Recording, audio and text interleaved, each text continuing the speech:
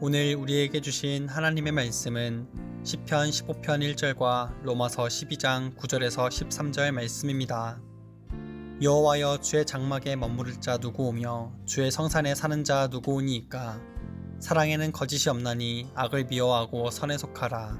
형제를 사랑하여 서로 우애하고 존경하기를 서로 먼저 하며 부지런하여 게으르지 말고 열심을 품고 주를 섬기라.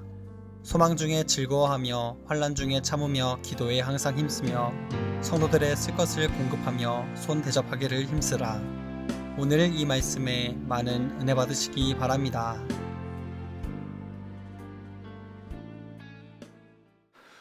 우리가 함께 읽은 시편 15편은 질문으로 시작합니다. 많은 시편들이 하나님을 찬양하는 것, 또 하나님에 대한 믿음의 고백으로 시작하는데요. 시편 15편은 질문으로 시작하죠. 질문은 이렇게 시작합니다. 주의 장막에 머무를 자는 누구오며 주의 성산에 사는 자는 누구오니이까? 현대어 번역으로 한다면 이렇게 물어볼 수 있을 것 같습니다. 주님 계신 곳에서 살 수 있는 사람은 누구입니까? 주님의 거룩한 산에 머무를 수 있는 사람은 누구입니까? 그래서 오늘은 여러분들이 누구입니까? 라는 질문을 좀 마음에 품고 이 시편의 말씀들을 돌아보시면 좋을 것 같습니다. 복음서를 통해서 우리가 만날 수 있는 예수님은 아주 탁월한 선생님이셨습니다. 사람들의 눈에 보이지 않는 하나님 나라, 또 우리가 손으로 만질 수 없는 하늘 나라를 아주 평범한 사람들에게 그 당시에 평범한 언어를 통해서 그렇게 어렵지 않은 구조를 가지고, 논리 구조를 가지고 설명해 주셨습니다. 특별히 예수님께서는 제자들에게 하나님 나라의 교훈을 설명하실 때 자주 사용하신 일종의 교수법이 좋은 질문을 하시는 것이었습니다. 그래서 저는 예수님의 교수법의 첫 번째 특징으로 좋은 질문하기, 이렇게 주로 정의를 합니다. 누가복음 10장에 보시면 예를 들어서 25절 이후에 여러분이 잘 아는 강도 만난 사람의 이야기가 있습니다. 흔히 선한 사마리인으로 이야기되는 스토리죠. 아주 이야기는 간단합니다. 강도를 사람이 만나게 되고 그 강도 만난 사람을 지나가던 사람이 돕게 되는데 실제로 도운 사람이 누구였는가 하는 것에 대한 예수님의 교훈인데 간단하지만 아주 중요한 내용을 담고 있습니다. 이웃을 사랑하라는 레위기의 교훈이 그 안에 있기 때문입니다. 이야기를 마무리하실 때 예수님께서는 제자들에게 이렇게 질문하십니다. 35절에 이렇게 되어 있는데요. 이튿날이 되었습니다. 그는 주막 주인에게, 즉 강도 만난 사람을 주막으로 데려온 사람은 주인에게 데나리온 2를 내어주며 이 사람을 돌보아 주십시오. 비용이 더 들면 내가 다시 돌아올 때 여기 들려서 그 비용을 제가 감당하겠습니다. 이렇게 이야기하는 것을 보게 됩니다. 스토리를 끝내면서 예수님은 곧바로 물어보십니다. 너의 생각은 무엇이냐? 이렇게 묻습니다. 너는 어떻게 생각하느냐? 이 세 사람 중에 누가 강도 만난 사람의 이웃이 되겠느냐? 좀 말의 순서를 바꿔보면 이 스토리 중에서, 이 세 사람 중에서 과연 이웃은, 진짜 이웃은 누구입니까? 라고 예수님께서 물어보십니다. 예수님의 이 질문을 들을 때 듣는 사람은 생각하게 될 것입니다.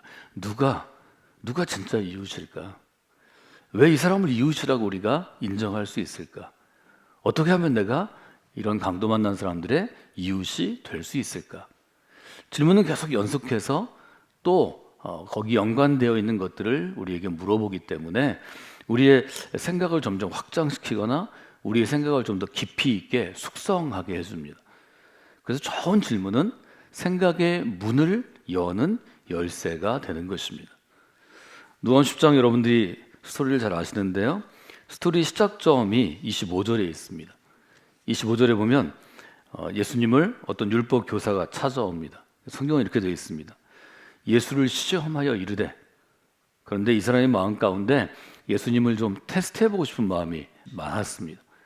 그래서 예수님을 시험하기 위해서 질문합니다. 랍비여, 선생님이여, 내가 무엇을 행해야 영생을 얻겠습니까? 예수님이 질문한 것입니다. 근데 예수님께서는 이 질문에 답하지 아니하시고 또다시 질문하십니다. 율법에, 토라에 무엇이라고 기록되었는가? 그 기록에 대해서 너는 어떻게 읽고 있느냐? 이렇게 묻습니다. 율법교사들은 매일 율법을 묵상하는 사람들이고 또 율법을 암송하는 사람들이고 그것을 사람들에게 설명하고 있기 때문에 네 생각은 어떠냐? 이렇게 물어보시는 거죠. 율법교사는 정답을 얘기합니다. 대답하여 이르되 내 마음을 다하고 목숨을 다하고 힘을 다하고 뜻을 다하여 주 너의 하나님을 사랑하라 하셨습니다. 또 레위기에 이르기를 너의 이웃을 너의 자신처럼 사랑하라 하셨습니다. 예수님 얘기하시죠. 정답. 내 대답이 옳도다. 가서 일을 행하라. 그렇게 살아라. 아주 굉장히 간단하게 얘기하십니다. 29절에 보면 그 사람이 자기를 옳게 보이려고 예수님에게 또 물어봤습니다. 나의 이웃은 누구입니까? 여기에 대해서 예수님께서 대답하여 이르신 것이 강도 만난 사람의 이야기입니다. 동일한 질문 앞에 우리가 계속 쓰는데요. 시편에서도 이 복음서에서도 누구입니까? 이렇게 묻습니다. 강도 만난 사람의 이웃은 누구입니까? 주의 장막에 머물 사람은 누구입니까? 주의 성산에 살 수 있는 사람은 누구입니까? 이 질문을 한번 여러분들이 해보시면 이 질문을 통해서 우리의 믿음이 세워지고 그 세워진 질문들이 점점 흔들리지 않게 계속 견고하게 자라나고 또 풍성한 열매를 맺을 수 있게 될 것입니다. 믿음은 결단하는 것입니다. 믿음은 결단하는 것입니다. 이 율법 교사가 믿음에 대한 교훈을 모르는 게 아닙니다. 율법이 어떻게 써 있는지 이미 다 압니다. 예수님도 그것을 아십니다. 예수님 뭐라고 말씀하시냐면 정답이다. 내가 너무 잘 알고 있다. 그대로 살면 되겠다. 살아가는 것은 결단입니다. 뭘 배우고 아는 것은 내가 결단하지 않아도 가능한 일입니다. 내 인생에 영향을 미치는 것은 많이 배우는 것보다 필요한 것을 배우고 옳은 것을 배우고 그대로 살아가려고 노력하는 결단입니다. 여러분들이 새해 믿음 앞에 서시고 질문 앞에서 대답하시고 대답한 대로 결단하는 분들이 되시기를 주님의 이름으로 부탁을 드립니다. 이 시편 지금 15편 내에 있는 첫 번째 질문 1절에 있는 질문은 우리 모두에게 주시는 질문일 수 있습니다. 시편을 연구하는 분들은 이 시편 15편이 일종의 예루살렘 성전에 예배하기 위하여 즉 제사드리기 위해서 오는 순례자들이 그 성전에 입장할 때 행하던 어떤 특별한 의식을 반영하고 있다. 이렇게 얘기합니다. 입장식이라는 것입니다. 하나님 집에 들어오는 순례자들이 성전의 문을 지키는 분에게 묻습니다. 누가 주의 성소에 들어갈 수 있습니까? 이 거룩한 곳에 누가 들어가서 좀 머물러 있을 수 있습니까? 이렇게 물어봅니다. 그러면 성전 문을 지키는 분이 그 질문에 대해서 답하는 형식입니다. 10편, 11편 이렇게 시작하죠. 정직하게 행하는 사람입니다. 공의를 실천하는 사람입니다. 그 사람의 마음 가운데 진실을 말하는 사람입니다. 그의 혀로 남의 허물을 그저 비난하거나 고소하거나 이야기하지 않는 사람입니다. 그의 이웃을 비방하지 않는 사람입니다. 악을 행하지 않는 사람입니다. 이렇게 쭉 대답을 하죠. 대답이 다 끝나면 예배자들을 축복합니다. 제사하러 오는 순례자들을 예배하러 오는 자들을 이런 일을 행하는 사람은 영원히 흔들리지 않습니다. 크게 나누면 세 부분으로 우리가 나눌 수 있다는 거죠. 이 질문에 답하는 순서, 이 의식을 왜 만들었을까요? 그것은 하나님께 나아가는 제사를 더욱더 귀하게 또 본질적으로 바르게 하기 위해서 이 시편에 있는 이 예식들을 이스라엘 사람들이 행하지 않을까요? 과연 주의 거룩한 산에, 주의 거룩한 장막에, 이 거룩한 공간에 머물 수 있는 사람, 들어갈 수 있는 사람은 누구인가요? 2절로부터 5절에 보면 10가지의 답이 우리에게 주어지는 것을 보여줍니다. 이 10가지 답에는 긍정적인 조건이 있고 또 부정적인 조건이 엇갈려서 우리에게 주어집니다. 2절은 긍정적인 조건이죠. 정직하게 행하는 사람, 공의를 행하는 사람, 진실을 말하는 사람. 이어지는 3절은 부정적인 조건입니다.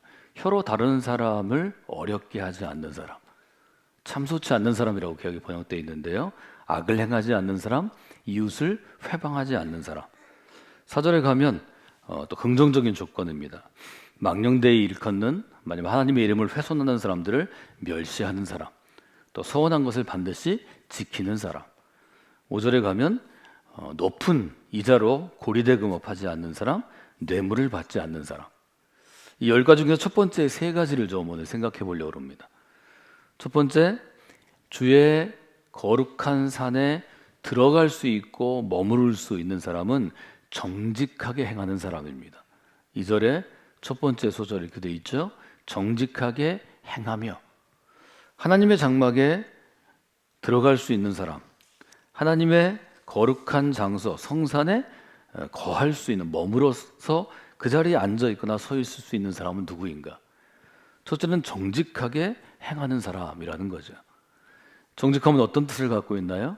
이 구약의 이 부분에서 보면 정직함은 하나님의 속성 가운데 온전함과 좀 연결지어 우리가 생각할 수 있습니다. 유대 사람들이, 이스라엘 사람들이 성전에 갔을 때 그냥 간 게 아닙니다. 제사를 드릴 때는 반드시 제물이 필요했습니다. 그런데 그 제물을 선택하는 기준이 있었습니다. 그것은 온전한 것이었습니다. 흠이 없고 온전한 동물이 제물이 될 수 있는 자격이 있었습니다. 아마 그 레위기의 사상으로부터 시편이 그렇게 노래한 것 같습니다. 이 온전함을 우리의 삶, 사람의 삶, 예배자의 삶, 순례자의 삶에 적용한다면 적어도 2가지를 생각해 볼 수 있을 것 같습니다. 온전하다는 것은 첫째로 진실하다는 것입니다. 온전한 것은 곧 진실함을 의미합니다. 아주 겉으로 봤을 때 흠이 없고 겉으로 봤을 때 아주 건강한 모습입니다. 또 하나는 흠이 없다는 것을 표현할 수 있는 게 좀 우리의 마음과 생각과 삶이 정직하다, 이렇게 표현할 수 있겠습니다. 그래서 이 온전함은 진실함과 정직함이라는 2가지 의미를 다 가지고 있습니다. 저는 여러분이 잘 알고 있는 로마서 12장, 우리의 몸을 거룩하고 살아있는 산 제물로 드리려 하는 삶의 예배라는 측면에서 12장 9절 이하와 좀 비교하면서 여러분이 보시면 좋을 것 같습니다. 로마서 12장 9절에 보면 이렇게 시작하죠. 사랑에는 거짓이 없나니. 로마 시대 당시의 일종의 언어로 바꾸면 이 거짓이란 말은 위선으로도 번역할 수 있습니다. 사랑은 위선이 아닙니다. 우리가 신앙생활을 교회 공동체 안에서 하고 있는데요. 예수님께서 교회를 세우신 이후로 우리 신앙생활은 교회 공동체를 중심으로 지금 행하고 있습니다. 사랑이 거짓 없다 이렇게 표현한 것은 우리가 교회 공동체 안에서 가져야 하는 사랑의 자세, 사랑의 마음을 잘 알려주고 있습니다.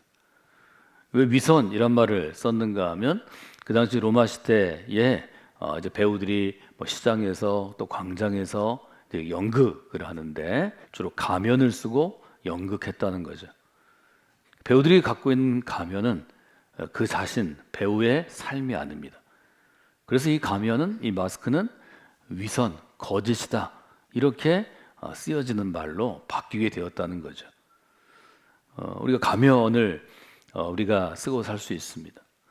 근데 우리가 살다 보면 특별히 신앙의 사람들이, 복음의 사람들이 이 가면을 쓰고 우리의 가정에서, 우리 직장에서 또 이 도시 가운데 살아가다가 하나님 앞에 올 때도 가면을 쓴 채로 올 때가 사실은 많다는 거죠. 우리가 하나님 앞에 설 때는 그 가면을 벗고 다른 사람으로 있지 말고 온전한 내 자신으로, 하나님이 부르시고 선택하시고 지어주신 내 자신으로 서는 게 중요하다는 거죠. 저는 정직하게 행하며를 거짓 없는 마음으로 라고 이 로마서의 말씀을 통해서 바꿔봤습니다. 여러분 새 1년 동안 여러분들이 성광기 믿음의 공동체에서 하나님께 나아가실 때는 좀 가면을 벗고 거짓 없는 마음과 거짓 없는 얼굴로 나아가시는 그런 한 해가 되시기를 주님의 이름으로 부탁을 드립니다. 2번째 조건인데요. 2번째 조건을 시편에서는 공의를 실천하며 이렇게 되어 있습니다. 앞서 본 우리가 정직함은 개인적인 영역이라면 구약에서 얘기하는 공의는 개인을 벗어난 일종의 공동체 전체의 영역입니다. 아시는 것처럼 이스라엘은 하나님의 백성이라는 언약이 기초한 약속이 기초한 언약 공동체였습니다. 개인적으로는 정직하게 행하는 것이 요구되었지만 하나님의 백성이라는 측면에서는 공동체를 이루는, 말하자면 공동체를 세우는 것이 장려되었습니다. 공동체를 무너뜨리거나 어렵게 하거나 깨뜨리는 것은 잘 허용되지 않았습니다. 공동체를 이루는데 제일 중요한 것이 공의라는 거죠. 이것은 공동체 안에 다른 사람에게 의롭게 행동하려고 노력하고 공평하게 대하는 것입니다. 그래서 하나님의 공의가 살아 숨쉬는 공동체를 만들려고 하는 것이 구약에서 꿈꾸던 이스라엘, 하나님의 백성들이 이루어가는 그 나라였습니다. 사실은 동일한 것을 우리가 교회 공동체에서 꿈꾸고 있습니다. 그래서 바울은 교회 공동체에서 우리가 해야 될 일을 10절에 이렇게 얘기합니다. 형제를 사랑하십시오. 서로 우애하고 존경하기를 먼저 하십시오. 형제를 사랑하다라고 한 다음에 우애라는 단어를 씁니다. 이 우애라는 단어는 어떤 단어인가 하면 나와 피를 나눈 가족 간에만 쓸 수 있는 그러한 단어입니다. 우리가 다 형제들이 있습니다. 형제와 형제 간의 사랑을 우애라고 얘기합니다. 자매와 자매 간의 사랑을 우애라고 얘기합니다. 근데 바울은 이 단어를 확대해서 믿음의 공동체, 복음의 공동체, 교회 안에 있는 다른 사람들은 나와 가족 관계가 아니지만 내가 저 사람이 어디서 왔는지 뭐 잘 알 수 없고 나와도 신앙의 컬러도 다르고 서로 살아가는 스타일도 다르지만 그러나 하나님께서 그리스도 안에서 내게 주신 가족이라고 생각하고 가족처럼 대하라는 것입니다. 그래서 여기서 서로 우애하고는 가족처럼 대하다 이렇게 우리가 표현할 수 있겠습니다. 가족처럼 대하면 우리의 마음 가운데 어떤 생각이 되냐면 그 사람을 귀하게 여기는 마음이 들어갑니다. 그 사람은 한 가족이기 때문에 더 잘해주려고 합니다. 그래서 서로 존경하기를 먼저 하라 이렇게 되어 있는 구절을 우리가 만날 수 있게 됩니다. 우리가 교회 공동체 안에 있는 사람들을 존중하게 여기면 그 사람에게 해로운 것을 하지 않을 것입니다. 공의를 실천한다는 것은 우리가 교회 공동체 안에서 조금 더 서로 우애하는 것입니다. 그리고 서로 존중하기를 먼저 하는 것입니다. 공의를 실천하면은 저희들이 로마서의 언어, 교회 공동체의 언어로 따지면 먼저 존중하는 마음으로 이렇게 바꾸면 좋을 것 같습니다. 여러분 새해 성공학교 믿음의 공동체를 섬길 때 먼저 존중하는 마음으로 여러분들이 공동체를 세워가시는 그런 새해를 맞이하시면 좋겠습니다. 세 번째로 볼 수 있는 것은 시편 우리가 함께 읽은 15편 2절에 보면 진실을 말하며 이렇게 되어 있습니다. 그의 마음에 진실을 말하다 이렇게 되어 있습니다. 성전에 들어오는 사람은 진실을 말해야 합니다. 성전에 들어온 사람은 진실을 말하려고 애써야 합니다. 성전에 들어오기 위해서 그 한 주간 마음으로 진실을 말하려고 애써야 합니다. 진실을 말하지 않으면 어떤 일이 일어나요? 3절에서 얘기하는 것처럼 혀로 남을 허물하는, 남을 비난하고 남을 쓰러뜨리고 없는 것도 있는 것처럼 해서 범죄를 우리가 저지를 수 있습니다. 혀로 그의 이웃을 비방할 수 있습니다. 이것은 우리 공동체를 해치는 아주 큰 어려움입니다. 진실을 말한다는 것은 우리가 있는 그대로 하나님 앞에서 그리스도의 십자가 앞에서 자꾸 말하는 훈련을 하는 것입니다. 여러분 진실을 말하는 사람이 되면 여러분은 존중받는 사람이 되는데요. 왜 존중받는가 하면 믿을 수 있는 사람이 되기 때문입니다. 저는 공동체 안에 어른들이 많이 필요한 이유는 우리가 믿을 수 있는 사람이 필요하기 때문입니다. 진실을 말하기 위해서는 어떻게 되나요? 악한 것을 미워해야 합니다. 그리고 선한 것을 기뻐해야 합니다. 구절에 있는 것처럼 악을 미워하고 선에 속하라 이렇게 되어 있는데요. 세 번째는 이렇게 정리하면 좋을 것 같습니다. 진실을 말하라는 것은 선한 마음으로 이 새해 여러분들이 살아가시고 또 교회 공동체 안에서 여러분의 역할들을 감당하시는 것입니다. 세 가지 우리가 함께 나눴는데요. 우리가 누구입니까? 라는 질문을 통해서 세 가지 기준을 한번 정해봤습니다. 시편은 정직하게 행하라, 공의를 실천하라, 진실을 말하라 이렇게 얘기합니다. 정직하게 행한다는 것은 우리가 거짓 없는 마음, 거짓 없는 얼굴, 가면을 벗고 거짓 없는 마음으로 하나님께 나아가는 것입니다. 교회 공동체를 섬기는 것입니다. 공의를 실천한다는 것은 먼저 존중하는 마음으로 나아가는 것입니다. 교회 공동체 안의 지체들을 함께하는 우리 성도들을 존중하는 마음으로 대하는 것입니다. 진실을 말한다 이렇게 되어 있는데요. 진실을 말하기 위해서는 선한 마음을 품어야 합니다. 선한 마음이 우리를 진실된 말과 행동으로 이끌어갑니다. 악한 마음은 진실이 아니라 진실을 깨뜨리는 거짓과 허위와 위선으로 우리를 인도할 수 있습니다. 그 점을 한번 여러분들이 돌아보시고 이 새 믿음으로 하나님께 나아가시는 귀한 분들이 되시면 좋겠습니다.